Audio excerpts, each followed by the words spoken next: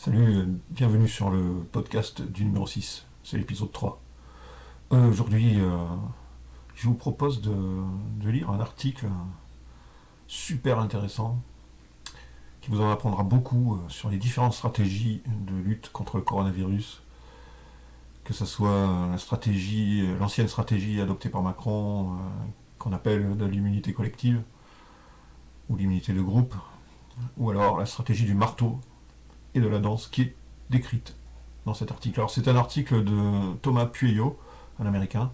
C'est donc traduit en français par le docteur Carl Junod, un docteur en santé publique et épidémiologiste canadien, je crois, canadien-français. Alors allons-y. Alors bon, cet article est la suite d'un autre article qui a été vu plus de 40 millions de fois et traduit dans plus de 20 langues, et qui décrivait l'urgence du problème de coronavirus. Résumé. Si nous mettons en place des mesures fermes contre le coronavirus, dès aujourd'hui, elles ne devraient durer que quelques semaines. Il n'y aura vraisemblablement pas de pic d'infection par la suite. Nous pouvons faire tout cela à un coût raisonnable pour la société et sauver des millions de vies du même coup. Bon, alors je vous préviens tout de suite, la traduction, elle n'est pas toujours parfaite, parce qu'elle a été faite rapidement par le docteur Junod, et puisqu'il était n'était pas le moment, c'était pas le moment d'attendre des semaines pour faire une traduction. On a fait ça rapidement, donc je vais essayer de le lire. Vous savez comment je fais, hein, je fais pas de montage, donc on va le lire. Il y aura peut-être des petits, mais vous m'excusez par avance.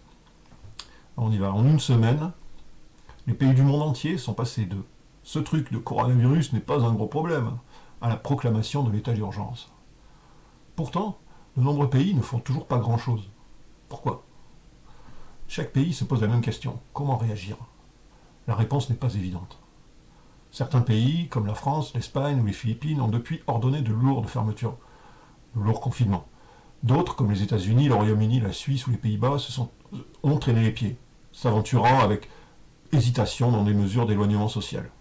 Voici ce que nous allons couvrir aujourd'hui, encore une fois avec de nombreux graphiques, données et modèles accompagnés de nombreuses sources. Premièrement, quelle est la situation actuelle ? Deuxièmement, quelles sont nos options ? Troisièmement, la seule chose qui compte maintenant, le temps. Quatrièmement, à quoi ressemble une bonne stratégie contre le coronavirus ? Cinquièmement, quoi penser des impacts économiques et sociaux ? Lorsque vous aurez fini d'écouter cet article, voici ce que vous saurez. Notre système de santé s'effondre déjà. Les pays ont deux options. Soit ils combattent vigoureusement le virus maintenant, soit ils subiront une épidémie massive. S'ils choisissent l'épidémie, des centaines de milliers de personnes mourront. Dans certains pays, des millions. Et cela pourrait même ne pas prévenir d'autres vagues d'infection. Si nous luttons vigoureusement maintenant, nous limiterons les décès. Nous soulagerons notre système de santé, nous nous préparerons mieux, nous apprendrons. Le monde n'a jamais appris aussi vite quoi que ce soit. Jamais. Et nous en avons besoin, car nous ne savons rien de ce virus. Tout cela permettra d'atteindre un objectif critique, nous donner un sursis. Si nous choisissons de nous battre avec vigueur, le combat sera soudain puis progressif. Nous serons enfermés pendant des semaines, mais pas des mois. Ensuite, nous retrouverons de plus en plus de liberté. Nous pourrions ne pas revenir immédiatement à la normale, mais ce sera proche. Et finalement, nous reviendrons à la normale. Et nous pourrons faire tout cela en considérant le reste de l'économie aussi.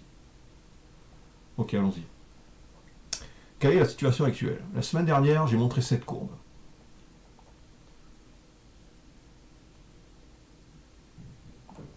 Elle montre les cas de coronavirus dans le monde en dehors de la Chine.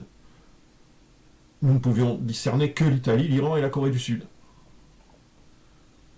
J'ai donc dû zoomer en bas à droite pour voir les pays émergents.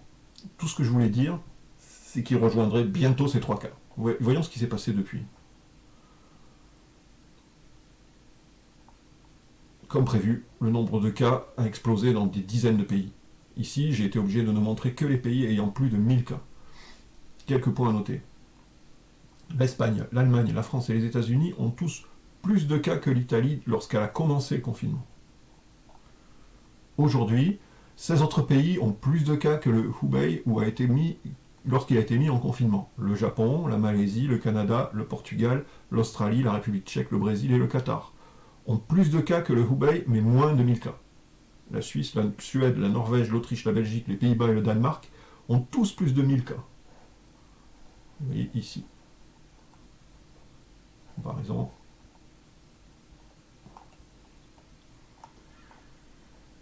Avez-vous remarqué quelque chose de bizarre dans cette liste de pays? Hormis la Chine et l'Iran, qui ont subi des flambées massives et indéniables, ainsi que le Brésil et la Malaisie, tous les pays de cette liste sont parmi les plus riches du monde. Pensez-vous que ce virus cible les pays riches? Ou est-il plus probable que les pays riches soient mieux en mesure d'identifier le virus? Il est peu probable que les pays pauvres ne soient pas touchés. Un temps chaud et humide n'empêche pas une épidémie, sinon Singapour, la Malaisie ou le Brésil ne souffriraient pas d'épidémie. Les interprétations les plus probables sont que le coronavirus a mis plus de temps à atteindre ces pays parce qu'ils sont moins connectés ou qu'il est déjà là. Mais ces pays n'ont pas été en mesure d'investir suffisamment dans les tests pour le savoir. Déjà la France, je précise moi-même, déjà la France ne le fait pas d'investir dans les tests, donc ça va être compliqué pour les pays émergents. Quoi qu'il en soit, si c'est vrai, cela signifie que la plupart des pays n'échapperont pas au coronavirus. C'est une question de temps avant qu'ils ne voient des flambées et ne doivent prendre des mesures. Quelles mesures les différents pays peuvent-ils prendre? Quelles sont nos options? Depuis l'article de la semaine dernière, le discours a changé et de nombreux pays ont pris des mesures. Voici quelques exemples parmi les plus éloquents. Alors là, c'est important, parce que vous allez pouvoir comprendre pourquoi le gouvernement français et les autres ont changé de stratégie tout soudainement en panique. À un extrême, nous avons l'Espagne et la France. Voici les calendriers des mesures pour l'Espagne. C'est très intéressant. Et le jeudi 12 mars, le Premier ministre espagnol, parce que là il est le président, mais c'est une erreur, a rejeté les suggestions selon lesquelles les autorités espagnoles avaient sous-estimé la menace pour la santé. Vendredi, ils ont déclaré l'état d'urgence. Pouf. Samedi, les mesures suivantes ont été prises. Les gens ne peuvent quitter la maison que pour des raisons essentielles, épicerie, travail, pharmacie, etc. Interdiction spécifique de sortir les enfants pour une promenade, ou de voir les amis ou la famille, sauf pour prendre soin des personnes qui ont besoin d'aide, etc. Tous les bars et restaurants fermés, tous les divertissements fermés, les mariages ne peuvent plus avoir d'invités, les funérailles ne peuvent pas avoir plus d'une poignée de personnes, les transports en commun demeurent ouverts. Lundi, les frontières terrestres ont été fermées. Alors là, on peut voir la comparaison. En France, là je fais une digression, mais en France, nous avons eu Macron le 7 mars, qui allait au théâtre avec Brigitte, et qui nous disait qu'il fallait sortir, aller au restaurant, au théâtre, etc., vivre comme si de rien n'était, comme en période d'attentat, en fait. Ça, c'était le 7 mars. Et le jeudi 12 mars, donc le même jour, où le Premier ministre espagnol a rejeté les suggestions selon lesquelles les autorités espagnoles avaient sous-estimé la menace pour la santé, le gouvernement français, par la bouche de Blanquer, le ministre de l'Éducation, nous disait le matin que fermer les écoles serait contre-productif et qu'il était hors de question de les fermer. Et le soir, Macron venait à la télé aux 20h et décrétait que les écoles allaient être fermées. C'est-à-dire que dans la journée, le discours avait radicalement changé. C'est ce que j'appelle faire marche arrière en mode panique. Et vous voyez que l'Espagne a été exactement dans la même situation. Et actuellement, nous voyons les Américains faire la même chose. Certaines personnes voient cela comme une excellente liste de mesures. D'autres ont levé les bras au ciel, désespérés. Nous tenterons de déterminer pourquoi dans cet article. Le calendrier des mesures de la France est fondamentalement identique, sauf qu'elle a pris plus de temps pour les appliquer et qu'elles sont plus agressives maintenant. À part pour la fermeture des frontières, je mets une petite parenthèse. En France, par idéologie, Macron et son gouvernement n'ont toujours pas fermé les frontières. Alors, elles sont fermées pour les Français, par contre, pour aller dans certains pays. Par exemple, le loyer, ses impôts et services publics sont suspendus pour les petites entreprises. Mesures aux États-Unis et au Royaume-Uni. Les États-Unis et le Royaume-Uni, tout comme la Suisse et les Pays-Bas, ont tardé à mettre en œuvre ces mesures. Voici la chronologie pour les États-Unis. Vendredi 11 mars, suspension de tous les voyages depuis l'Europe vers les États-Unis. Vendredi, urgence nationale déclarée, pas de mesure d'éloignement social. Lundi, le gouvernement exhorte le public à éviter les restaurants ou les bars et éviter les événements regroupant plus de 10 personnes. Aucune mesure d'éloignement social n'est en fait exécutoire, ce n'est qu'une suggestion. Plusieurs États et villes prennent l'initiative et imposent des mesures beaucoup plus strictes. Depuis, elles ont été encore renforcées. Le Royaume-Uni a adopté un ensemble de mesures similaires, beaucoup de recommandations, mais très peu d'interdictions. Ces deux groupes de pays illustrent les deux approches extrêmes de la lutte contre le coronavirus. L'atténuation et la suppression. Voilà, deux stratégies différentes. Voyons ce qu'elles signifient. Option 1, ne rien faire. Avant de faire cela, voyons ce que ne rien faire impliquerait pour un pays comme les États-Unis. Alors, ne rien faire, c'est avoir la stratégie de laisser l'épidémie se répandre totalement. C'était la stratégie adoptée par Macron au début. La fameuse stratégie de l'immunité de groupe. C'était quasiment ne rien faire, ou très peu. Voilà, vous voyez le graphique, on l'explique. Si nous ne faisons rien, tout le monde est infecté, le système de santé est débordé, la mortalité explose, et environ 10 millions de personnes meurent. Barre bleue.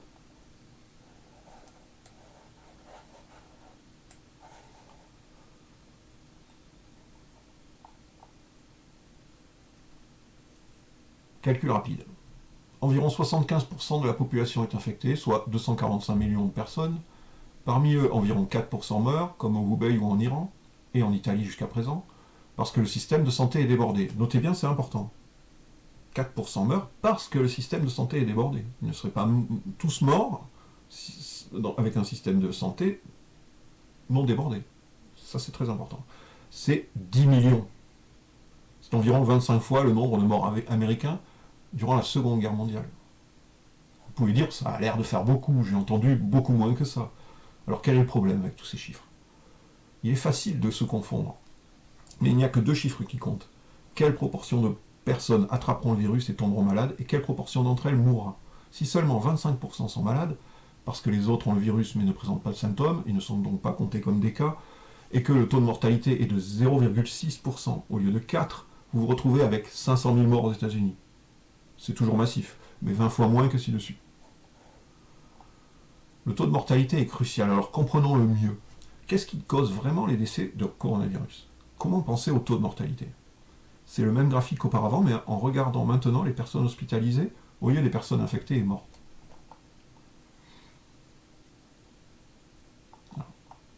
La zone bleu clair, donc celle-là, correspond au nombre de personnes qui devraient se rendre à l'hôpital, et le bleu foncé représente celles qui doivent se rendre à l'unité de soins intensifs, ICU.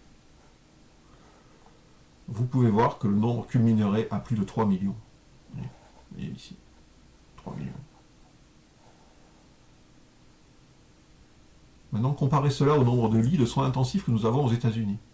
50 000 aujourd'hui, nous pourrions doubler ce nombre en réaffectant notre espace. C'est la ligne pointillée en rouge. La distance entre l'axe du bas et la ligne représente la capacité de lits de soins intensifs aux États-Unis. Bon, je signale qu'en France, là, on parle de 50 000 disponibles aujourd'hui aux États-Unis, avec la possibilité de doubler ce chiffre.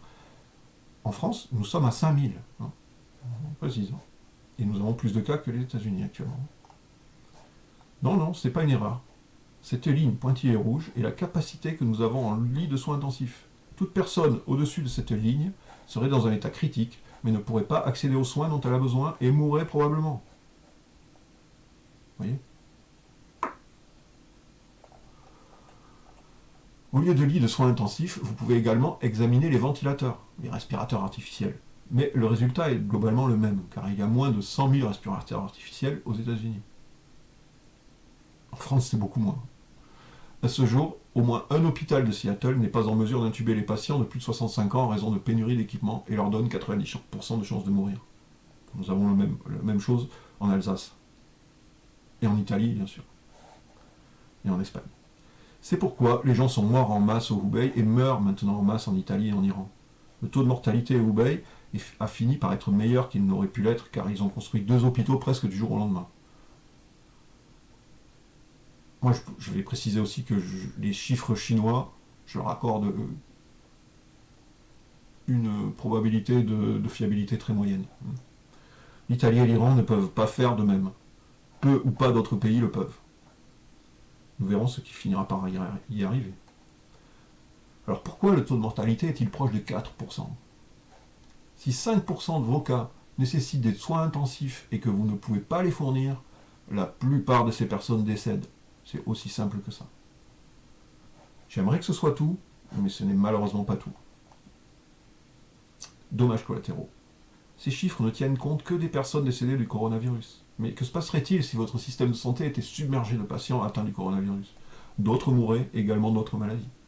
Que se passe-t-il quand vous avez une crise cardiaque, mais que l'ambulance met 50 minutes à venir au lieu de 8, car trop de cas de coronavirus? Et une fois que vous arrivez, il n'y a pas de soins intensifs ni de médecins disponibles? Vous mourrez. Il y a 4 millions d'admissions aux soins intensifs aux États-Unis chaque année. Et 500 000 d'entre eux, environ 13%, meurent. Sans lit en soins intensifs, cette part serait probablement beaucoup plus proche de 80%. Même si seulement 50% des décès survenaient, dans une épidémie d'1 an, vous passez de 500 000 décès par an à 2 millions. Vous ajoutez donc 1,5 million de décès juste avec des dommages collatéraux. Si on laisse le coronavirus se propager, le système de santé américain s'effondrera et les décès se chiffreront en millions et peut-être plus de 10 millions. On peut appliquer ce raisonnement à la plupart des pays. Le nombre de lits de soins intensifs et de respirateurs artificiels et de travailleurs de la santé est généralement similaire aux États-Unis ou inférieur dans la plupart des pays. Un coronavirus débridé entraîne l'effondrement du système de santé, ce qui signifie des quantités de morts. Un coronavirus qui se répand partout. Stratégie d'atténuation. À présent, j'espère qu'il est assez clair que nous devons agir. Les deux options que nous avons sont l'atténuation et la suppression. Selon la stratégie d'atténuation, il est impossible d'empêcher le coronavirus maintenant, alors laissons-le suivre son cours tout en essayant de réduire le pic des infections, aplatissons un peu la courbe pour la rendre plus gérable pour le système de santé. C'est le discours que nous ont servi le gouvernement Macron. Ce graphique apparaît dans un très important document publié le week-end dernier par l'Imperial College de Londres. Apparemment, cela a poussé les gouvernements britanniques et américains à changer de cap. Et peut-être aussi Macron. C'est un graphique très similaire au précédent, mais pas le même. Conceptuellement équivalent. Ici, la situation ne rien faire et la courbe noire. Courbe noire, ne rien faire. Donc là, on atteint le nombre de cas en soins intensifs. Là, on est en 100 000, 250, 200, 300, enfin 200, ouais, on est à moins de 300 000, mais enfin on est à entre 250 000 et 300 000 personnes en soins intensifs, si on ne fait rien.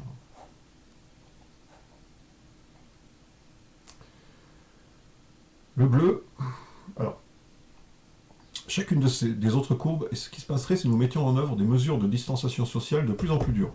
Le bleu montre les mesures de distanciation sociale les plus dures, isoler les personnes infectées, mettre en quarantaine les personnes qui pourraient être infectées et isoler les personnes âgées.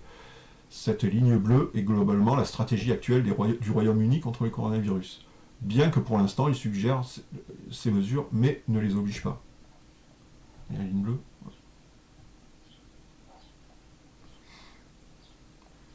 Ici encore, la ligne rouge représente la capacité des unités de soins intensifs, cette fois au Royaume-Uni. Encore une fois, cette ligne est très proche du bas.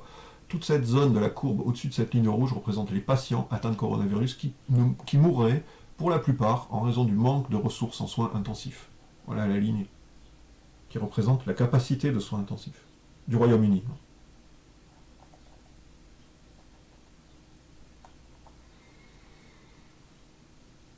Non seulement cela, mais en aplatissant la courbe, les mois se poursuivront avec l'effondrement des unités de soins intensifs, ce qui augmentera les dommages collatéraux. Vous devriez être choqué. Lorsqu'un politicien vous dit « Nous allons faire des mesures d'atténuation », ce qu'il dit vraiment c'est « Nous allons submerger sciemment le système de santé, faisant augmenter le taux de mortalité d'un facteur 10 fois, au moins. » Vous imaginez que c'est déjà assez grave, mais nous n'avons pas encore fini. Parce que l'une des hypothèses clés de cette stratégie est ce que l'on appelle l'immunité collective. L'immunité collective est mutation virale. L'idée est que toutes les personnes infectées puis guéries sont désormais immunisées contre le virus. C'est au cœur de cette stratégie. ouvrez les guillemets, écoutez, je sais que ça va être difficile pendant un certain temps, mais une fois que nous aurons terminé, que quelques millions de personnes mourront, le reste d'entre nous en sera immunisé, donc ce virus s'arrêtera de se propager, et nous en aurons fini avec ce virus. Mieux vaut le faire tout de suite et en finir avec ça, parce que notre alternative est de faire de la distanciation sociale pendant jusqu'à 1 an et de risquer de voir ce pic arriver plus tard de toute façon. Fermez les guillemets. Sauf que cela suppose une chose, que le virus ne change pas trop. Si cela ne change pas grand-chose, avec beaucoup de gens, alors beaucoup de gens obtiennent l'immunité. Et à un moment donné, l'épidémie s'éteint. Mais quelle est la probabilité que ce virus mute? Apparemment, il l'a déjà fait. Les recherches récentes suggèrent que deux souches du virus étaient présentes en Chine, le S et le L. Le S était concentré dans le Hubei et plus mortel, mais le L était celui qui s'est propagé à travers le monde. Non seulement cela, mais ce virus continue de muter. Et une carte des mutations du coronavirus. C'est impressionnant. Cela ne devrait pas être surprenant. Les virus à base d'ARN comme le coronavirus ou la grippe ont tendance à muter environ 100 fois plus rapidement que ceux à base d'ADN, bien que le coronavirus mute plus lentement que les virus de la grippe. Non seulement cela, mais la meilleure façon pour ce virus de muter est d'avoir des millions d'opportunités pour le faire, ce qui est exactement ce qu'une stratégie d'atténuation fournirait, des centaines de millions de personnes infectées. C'est pourquoi vous devez vous faire vacciner contre la grippe chaque année, parce qu'il y a tellement de souches de grippe, avec de nouvelles souches en constante évolution, le vaccin contre la grippe ne peut jamais protéger contre toutes les souches. Autrement dit, la stratégie d'atténuation suppose non seulement des millions de morts pour un pays comme les États-Unis ou le Royaume-Uni, ou la France, je rajoute, il joue également sur le fait que le virus ne mute pas trop, ce que nous savons qu'il fait, et cela lui donnera l'occasion de muter. Donc une fois que nous en aurons fini avec quelques millions de morts, nous pourrions être prêts pour quelques millions de plus, chaque année. Le virus corona pourrait devenir un fait récurrent de la vie, comme la grippe, mais plusieurs fois plus meurtrier. La meilleure façon pour ce virus de muter est d'avoir des millions d'opportunités pour le faire, ce qui est exactement ce que fournirait une stratégie d'atténuation. Donc, si les stratégies de rien faire ou d'atténuation ne marchent pas, quelle est l'alternative? La stratégie de suppression. La stratégie d'atténuation n'essaie pas de contenir l'épidémie, elle ne fait qu'aplatir la courbe. Pendant ce temps-là, la stratégie de suppression, elle, essaie d'appliquer des mesures vigoureuses pour maîtriser rapidement l'épidémie. Plus précisément, allez-y très fort immédiatement, ordonnez une forte distanciation sociale, mettez le virus sous contrôle. Ensuite, relâchez les mesures afin que les gens puissent progressivement récupérer leur liberté et que quelque chose approchant de la vie sociale et économique normale puisse reprendre. À quoi ça ressemble?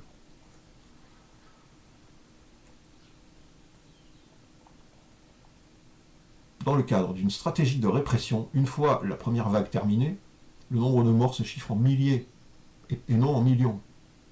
Pourquoi? Parce que non seulement nous réduisons la croissance exponentielle des cas, nous avons également réduit le taux de mortalité, car le système de santé n'est pas complètement submergé.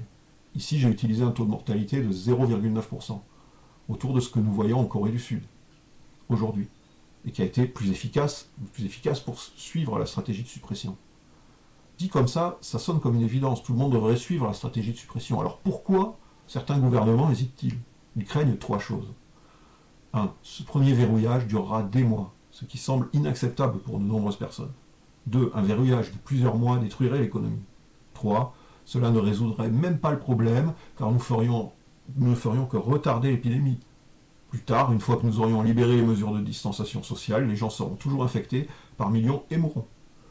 Voici comment l'équipe de l'Imperial College a modélisé les suppressions.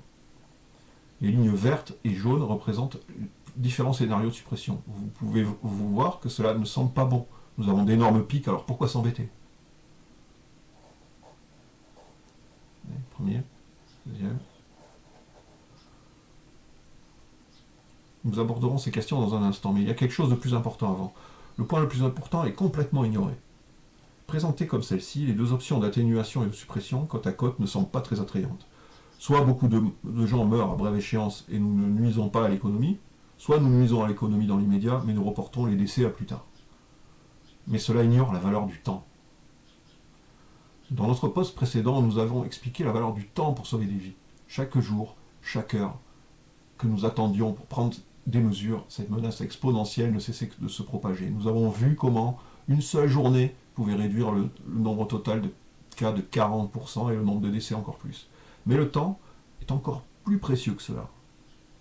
Nous sommes sur le point de faire face à la plus grande vague de pression sur le système de santé jamais vue dans l'histoire. Nous ne sommes absolument pas préparés face à un ennemi que nous ne connaissons pas. Ce n'est pas une bonne position pour la guerre.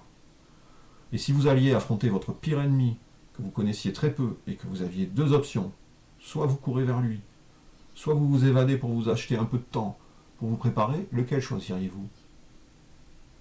C'est ce que nous devons faire aujourd'hui. Le monde s'est réveillé. Chaque jour, nous retardons le coronavirus. Nous pouvons mieux nous préparer. Les sections suivantes détaillent ce que ce temps nous apporterait.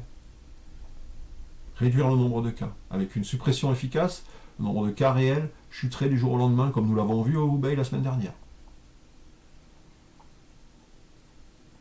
À ce jour, il y a 0 cas, nouveaux cas quotidiens de coronavirus dans l'ensemble des 60 millions de régions du Hubei. Les 60 millions d'habitants. Les diagnostics continueraient à monter pendant quelques semaines, mais ils commenceraient à baisser. Avec moins de cas, le taux de mortalité commence également à baisser. Et les dommages collatéraux sont également réduits. Moins de personnes mourraient de causes non liées au coronavirus parce que le système de santé est simplement débordé. Alors la suppression nous permettrait d'obtenir moins de cas totaux de coronavirus, soulagement immédiat pour le système de santé et les humains qui le dirigent, réduction du taux de mortalité, réduction en garantie des dommages, capacité pour les travailleurs de santé infectés, isolés et mis en quarantaine de s'améliorer et de reprendre leur travail. En Italie, les professionnels de santé représentent 8% de toutes les contagions. Comprendre le vrai problème, test et traçage. À l'heure actuelle, le Royaume-Uni et les États-Unis n'ont aucune idée de leur véritable cas. La France non plus, d'ailleurs. Nous ne savons pas combien il y en a. Nous savons simplement que le nombre officiel n'est pas correct. Et le vrai se trouve dans des dizaines et des dizaines de milliers de cas. Cela s'est produit parce que nous ne testons pas et que nous ne traçons pas. Avec quelques semaines de plus, nous pourrions mettre de l'ordre dans cette situation de test et commencer à tester tout le monde. Tout le monde.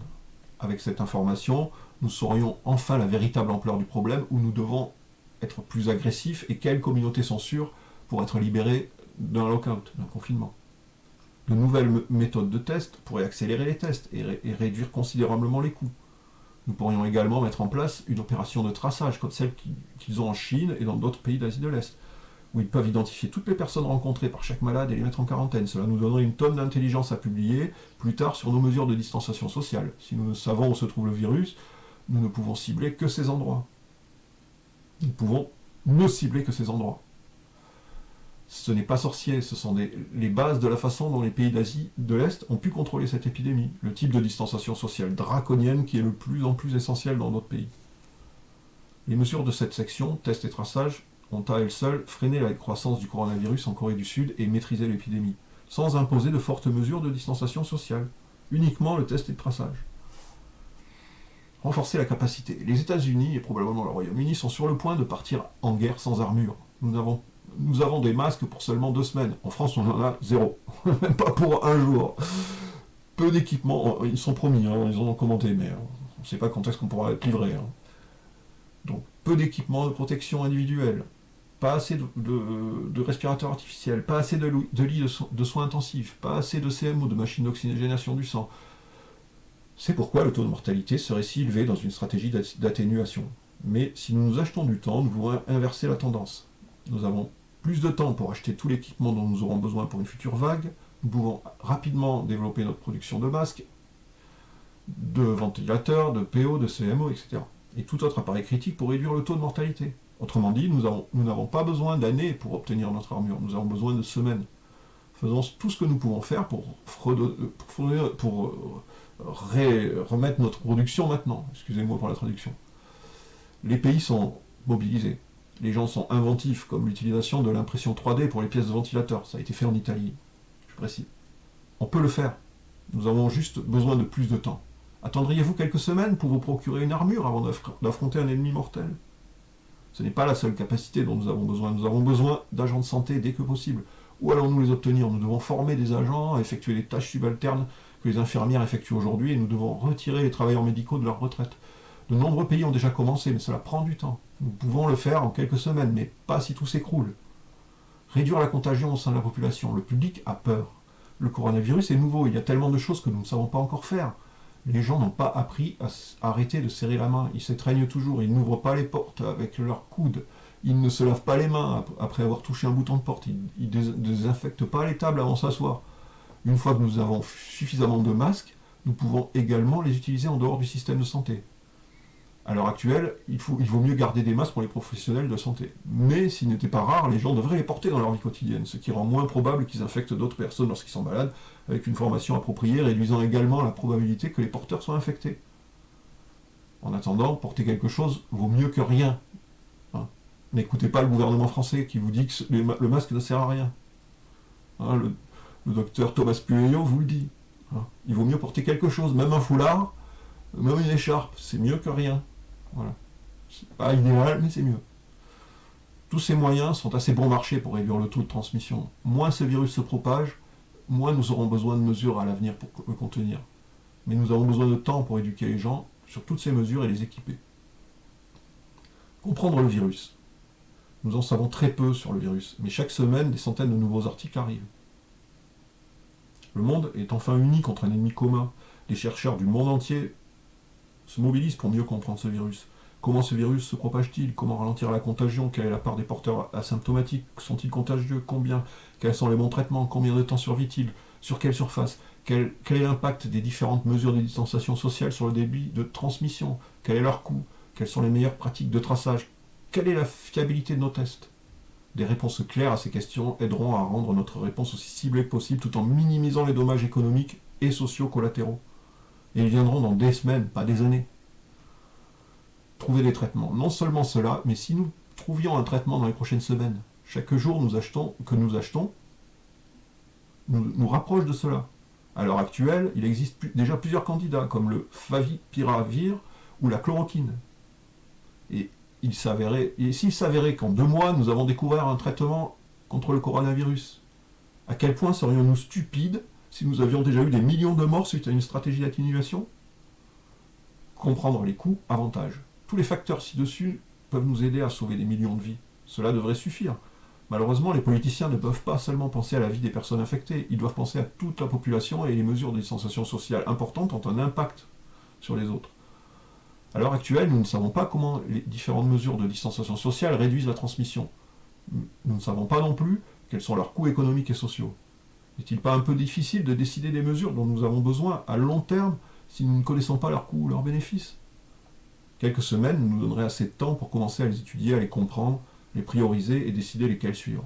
Moins de cas, moins de compréhension du problème, constitution d'actifs, moins de cas, plus de compréhension du problème, constitution d'actifs, compréhension du virus, compréhension du rapport coût-bénéfice des différentes mesures, éducation du public, ce sont quelques outils de base pour lutter contre le virus.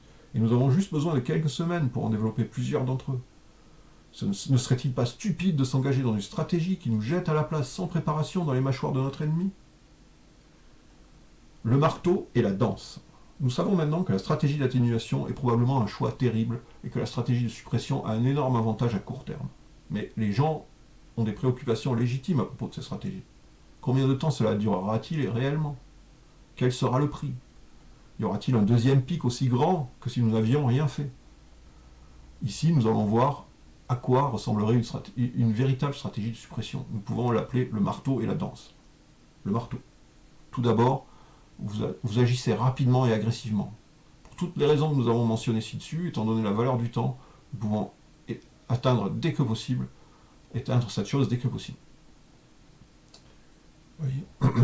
Là, vous voyez la courbe. Stratégie de suppression, en vert. Une stratégie donc d'atténuation, en rouge, et ne rien faire en noir. Voilà, les courbes donc d'infection comparative. Et si actuellement, avec les mesures actuelles prises en France, on pourrait se situer, à mon avis, on se situe plutôt, on se situait avant le 12 mars, avant le confinement, un peu entre do nothing et mitigation, c'est-à-dire entre ne rien faire et atténuation. On se situait quelque part au milieu de ça.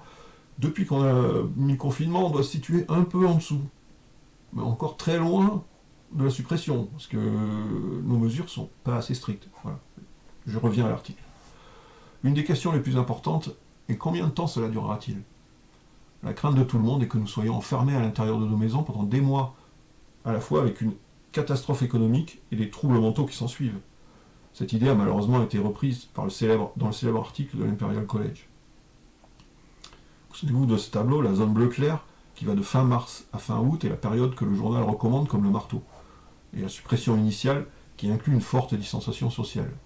Si vous êtes politicien et que vous voyez qu'une option est de tuer des centaines ou des millions de personnes avec une stratégie d'atténuation et que l'autre est d'arrêter l'économie pendant 5 mois avant de subir à nouveau le même pic de cas et de décès, ça ne sonne pas comme des options concurrentes.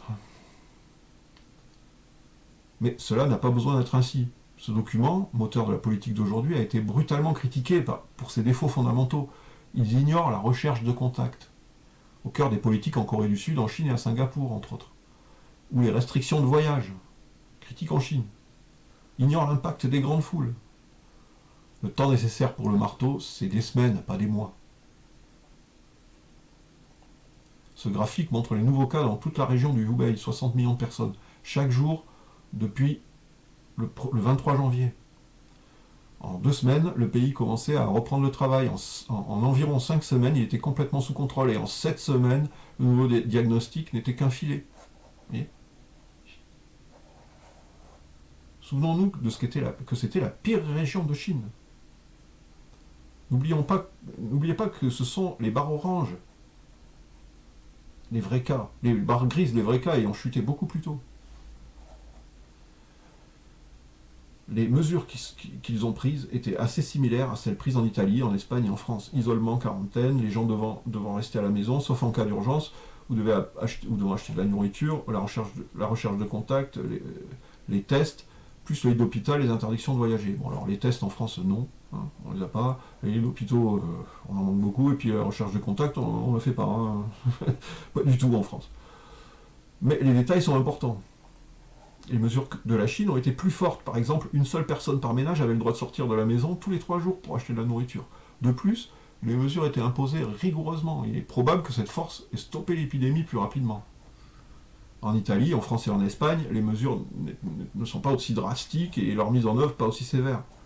Les gens marchent toujours dans les rues, beaucoup sont sans masque. Cela entraînera probablement un marteau plus lent. Maîtriser complètement l'épidémie prendra du temps. Certaines personnes interprètent cela en disant « les démocraties ne pourront jamais reproduire cette réduction de cas ». C'est faux. Pendant plusieurs semaines, la Corée du Sud a connu la pire épidémie en dehors de la Chine. Maintenant, elle est en grande partie sous contrôle, et la Corée l'a fait sans demander aux gens de rester à la maison. Ils y sont parvenus principalement grâce à de nombreux tests, bon, en France on n'en a pas, hein, je précise, au suivi des contacts, ce qu'on ne fait pas en France, et à des quarantaines et isolations forcées, on ne fait pas non plus. Si l'épidémie a pu être maîtrisée en quelques semaines, en Corée du Sud, sans distanciation sociale obligatoire, les pays occidentaux, qui appliquent déjà un lourd marteau avec des mesures de distanciation sociale strictes, peuvent certainement contrôler l'épidémie en quelques semaines. C'est une question de discipline, d'exécution et de respect des règles par la population. Cela dépend donc de la dureté de la phase après le marteau, la danse. La danse. Si vous martelez le coronavirus, en quelques semaines, vous l'avez contrôlé, et vous êtes en bien meilleure forme pour y faire face. Vient maintenant l'effort à plus long terme pour contenir ce virus jusqu'à ce qu'il y ait un vaccin. La danse, vous voyez. Après le marteau, boum. Le virus monte. Si on fait rien, il monte jusqu'au ciel. Si on fait des stratégies d'atténuation, il monte un peu moins vite, mais il monte quand même, très loin. Par contre, si on utilise le marteau, boum, le virus retombe et on entre dans la phase de la danse. C'est probablement l'erreur la plus importante et la plus importante que les gens commettent en pensant à cette étape. Ils pensent que cela les gardera à la maison pendant des mois, mais ce n'est pas du tout le cas. En fait, il est probable que nos vies redeviendront proches de la normale. La danse dans les pays qui réussissent. Comment se fait-il que la Corée du Sud, Singapour, Taïwan et le Japon aient depuis longtemps des cas? Dans les cas de la Corée du Sud, des milliers d'entre eux, et pourtant ils ne sont pas enfermés chez eux. Dans cette vidéo, le ministre des Affaires étrangères de la Corée du Sud explique comment son pays l'a fait. C'était assez simple. Test efficace, traçage efficace, interdiction de voyager, isolation efficace et mise en quarantaine efficace. Et je rajouterai, moi, personnellement, fermeture des frontières efficace aussi, qu'on n'a pas fait en France, qui ne sont toujours pas fait en France. Cet article explique l'approche de Singapour. Vous voulez deviner leurs mesures? Les mêmes qu'en Corée du Sud. Dans leur cas, ils ont complété avec une aide économique les personnes en quarantaine et les interdictions de voyager et les retards. Est-il trop tard pour d'autres pays? Non. En appliquant le marteau, vous obtenez une nouvelle chance de faire bien les choses. Mais que faire si toutes ces mesures ne suffisent pas? La danse du R. J'appelle la période de plusieurs mois entre le marteau et un vaccin la danse, car ce sera une période pendant laquelle les mesures seront toujours les mêmes. Certaines régions connaîtront à nouveau des flambées, d'autres pas, pendant de longues périodes. Selon l'évolution des cas, nous devrons resserrer les mesures de distanciation sociale ou nous pourrons les libérer. C'est la danse de R. Une danse de mesure entre remettre nos vies sur les rails et propager la maladie, celle de l'économie contre les soins de santé. Comment fonctionne cette danse? Tout tourne autour du R. Si vous vous souvenez, c'est le taux de transmission. Au début, dans un pays standard et non préparé, c'est entre 2 et 3. Pendant les quelques semaines où quelqu'un est infecté, il infecte en moyenne entre 2 et 3 personnes. Si R est supérieur à 1, les infections se développent de façon exponentielle en épidémie. S'il est inférieur à 1, ils s'éteignent. Et elles s'éteignent. Pendant le marteau, l'objectif est de ramener R aussi près de 0, aussi vite que possible pour éteindre l'épidémie. À Wuhan, il est calculé que R était initialement de 3,9. Et après le verrouillage et la quarantaine centralisée, il est tombé à 0,32. Mais une fois que vous entrez dans la danse, vous n'avez plus besoin de le faire. Vous avez juste besoin que votre R reste en dessous de 1. Et vous pouvez faire beaucoup de cela juste avec quelques mesures simples. Il s'agit d'une approximation de la façon dont différents types de patients réagissent au virus, ainsi que leur contagiosité. Personne ne sait à quoi ressemble vraiment ce graphique, mais nous avons rassemblé des données provenant de différents articles pour approximer à quoi ça ressemble. Chaque jour, après avoir contracté le virus, les gens ont un certain potentiel de contagion. Ensemble, tous ces jours de contagion totalisent en moyenne 2,5 contagions. On pense qu'il y a déjà eu des contagions au cours de la phase sans symptômes. Après cela, à mesure que les symptômes augmentent, les gens vont généralement chez le médecin, sont diagnostiqués et leur contagiosité diminue d'autant. Par exemple, au début, si vous avez le virus mais aucun symptôme, vous vous comportez donc normalement. Lorsque vous parlez aux gens, vous propagez le virus. Lorsque vous touchez votre nez, puis ouvrez le bouton de porte, les personnes suivantes pour ouvrir la porte et toucher leur nez seront infectées. Plus le virus se développe en vous, plus vous êtes contagieux. Ensuite, une fois que vous commencez à avoir des symptômes, vous pouvez lentement arrêter de travailler, rester au lit, porter un masque et commencer à consulter le médecin. Plus les symptômes sont gros, plus vous vous éloignez socialement, ce qui réduit la propagation du virus. Une fois hospitalisé, même si vous êtes très contagieux, vous n'avez pas tendance à propager autant le virus puisque vous êtes isolé. C'est là que vous pouvez voir l'impact massif de politiques comme celle de Singapour ou de la Corée du Sud. Si les personnes sont soumises à des tests massifs, elles peuvent être identifiées avant même d'avoir les symptômes. Quarantaine. Ils ne peuvent pas se propager quoi que ce soit. Si les gens sont formés pour identifier les symptômes plus tôt, ils réduisent le nombre de jours en bleu, donc leur contagiosité globale. Si les personnes sont isolées, dès qu'elles présentent des symptômes, les contagions de la phase orange disparaissent. Je vous montre le graphique dont on parle. Voilà. Vous pouvez voir ce qu'on dit, le bleu, l'orange, c'est ça. Je retrouve.